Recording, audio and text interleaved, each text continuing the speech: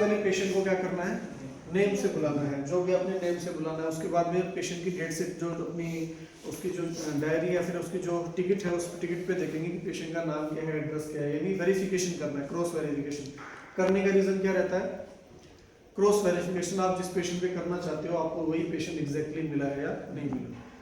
Second thing, review the physicians medication order.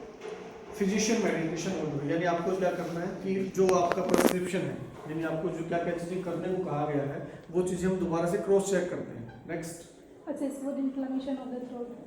अब आपने को क्या करना है, ऑब्जर्वेशन करना है। First thing is inspection. Inspection में क्या करेंगे हम, थ्रोट का यानी ओरल कैविटी का क्या करते हैं, इंस्पेक्शन करते हैं। तो इंस्पेक्शन के लिए हमारे पास जो चीज़ें अवेलेबल होनी चाहिए वो मोस्ट कॉमनली अपनी, तो सबसे पहले टंग डिप्रेशर होना चाहिए। टंग डिप्रेशर के साथ साथ क्या होनी चाहिए आपके पास, थ्रोट होनी चाहिए। तो टंग डिप्रेशन में पेशेंट अगर अब डिपेंड करता है कि पेशेंट की फिजिकल स्टेट कैसी है। तो अगर पेशेंट कॉन्शियस है, सारी चीज़ें अपने आप कर सकता है, तो पेशेंट को क्या करना है कि बोलना है। क्या बोलोगे पेशेंट को, क्या बोलना है, आ की आवाज निकालने के लिए कहना है। आ की आवाज में पेशेंट ओपन भी करता है और जीभ को बाहर भी निकालता है कि आप थोड़ा सा जीभ को बाहर निकाल लेंगे। तो उसमें क्या होता है कि जब पेशेंट मुंह खोल लेता है, मुंह खोलने के बाद जीभ अगर उसकी थोड़ी सी आउटसाइड हो जाती है, आउटफाड़ में, तो पेशेंट का एग्जामिनेशन क्या होता है, ईजी हो जाता है। तो उसके बाद में अपने टोर्स सोर्स से क्या करते हैं, उसका एग्जामिनेशन करते हैं, इंस्पेक्शन करते हैं एरिया चूज करने के लिए, क्योंकि थ्रोट पेंटिंग कहाँ आपको कौन सा एरिया आपको करना है, उसके लिए अपने क्या करते हैं, उसको एरिया चूज करते हैं कौन से एरिया से आपको पेंटिंग करनी है। तो आपने सारा कुछ देख लिया। उसके बाद में क्या करेंगे, next step, Assemble the needed equipment such as tray containing the medication, sterile cotton, applicator, torch, tongue depressor, medication card. Cheatle forceps. तो अभी आपको जो सामान आपको चाहिए वो सारा का सारा चीज़ें आपके पास अवेलेबल होनी चाहिए बेड साइड में। आप जो प्रोसीजर करने जा रहे हो उस प्रोसीजर के लिए आपको कौन से इंस्ट्रूमेंट, कौन से आर्टिकल आपको चाहिए, वो सारे आर्टिकल आपको बेड साइड अवेलेबल होने चाहिए।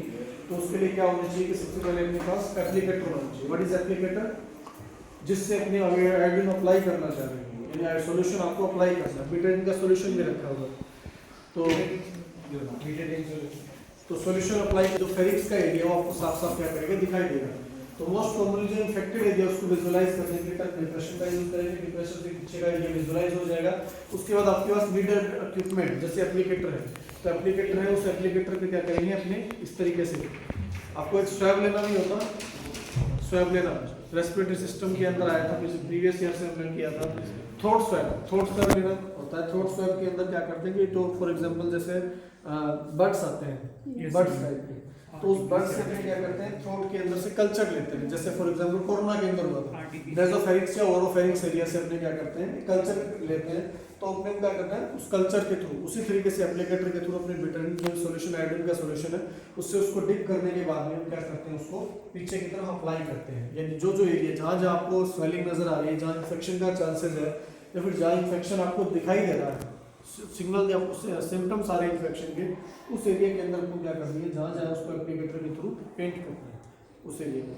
तो वो सारी के सारी प्रोसीजर किसमें आती है, थ्रोट पेंटिंग में आती है। Next, Perform hand washing instead of wash hands. अब मतलब हैंड वॉशिंग, वॉश हैंड क्या, Perform hand washing instead